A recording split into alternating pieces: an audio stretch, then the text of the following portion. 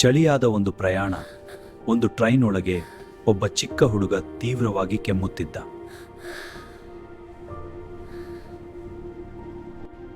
ಕೆಮ್ಮು ನಿಧಾನವಾಗಿ ಕಡಿಮೆಯಾಯಿತು. ಆಮೇಲೆ ಅವನ ಉಸಿರು ಕೂಡ ನಿಂತಿತು.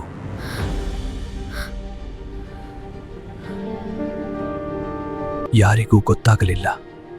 ಆ ಕ್ಷಣದಲ್ಲಿ ಜೀವನ ಅವನನ್ನು ಬಿಟ್ಟು ಹೋಗಿತ್ತು.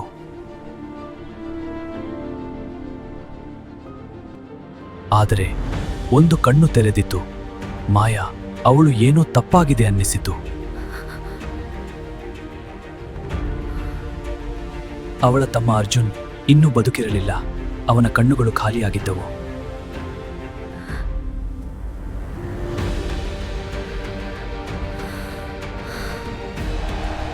ಅವಳು ಇನ್ನೂ ಕನಸಿನಲ್ಲಿ ಇದ್ದಳು.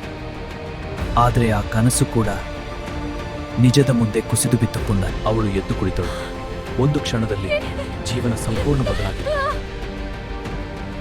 ನೋವು, ಮಾತಿಲ್ಲದ ಮೌನ.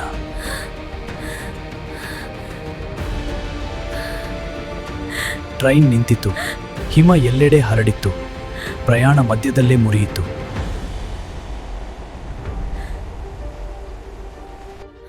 ಸೀತಾ ತನ್ನ ಮಗನನ್ನು ಹಿಡಿದು ಹಿಮದೊಳಗೆ ಇಳಿದಳು. ಮಾಯಾ ಮೌನವಾಗಿ ಹಿಂಬಾಲಿಸಿದಳು. ಅವರಿಗೆ ಗೊತ್ತಿರಲಿಲ್ಲ ಅವರು ಎಲ್ಲಿದ್ದಾರೆಂದು. ಎಲ್ಲವೂ ಬಿಳಿಯಾಗಿ ಕಾಣುತ್ತಿತ್ತು. ಕೆಲವರು ಬಂದರು. ಚಳಿಯಲ್ಲಿ ನೆಲವನ್ನು ತೋಡಿದರು. ಒಂದು ಚಿಕ್ಕ ಸಮಾಧಿ ಸಿದ್ಧವಾಯಿತು.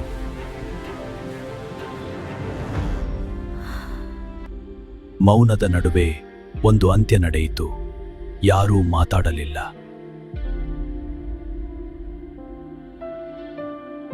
ಆ ಕ್ಷಣದಲ್ಲಿ ಒಂದು ಚಿಕ್ಕ ಕಪ್ಪು ಪುಸ್ತಕ ಹಿಮದೊಳಗೆ ಬಿದ್ದಿತು.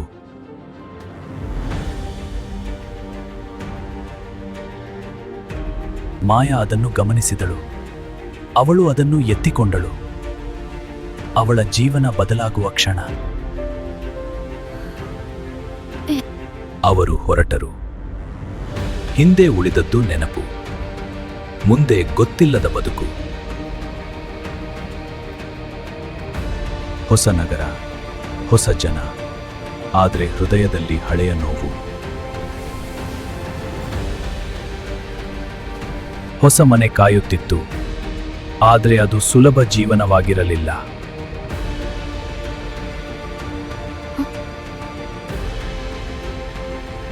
ಮಾಯಾ ಮೌನವಾಗಿದ್ದಳು. ಅವಳ ಕೈಯಲ್ಲಿ ಪುಸ್ತಕ, ಅವಳ ಹೃದಯದಲ್ಲಿ ನೋವು. ಒಂದು ನಷ್ಟದಿಂದ ಆರಂಭವಾದ ಕಥೆ ಒಂದು ಪುಸ್ತಕದಿಂದ ಮುಂದುವರಿಯಿತು. ಇದು ಒಂದು ಹುಡುಗಿಯ ಕಥೆ.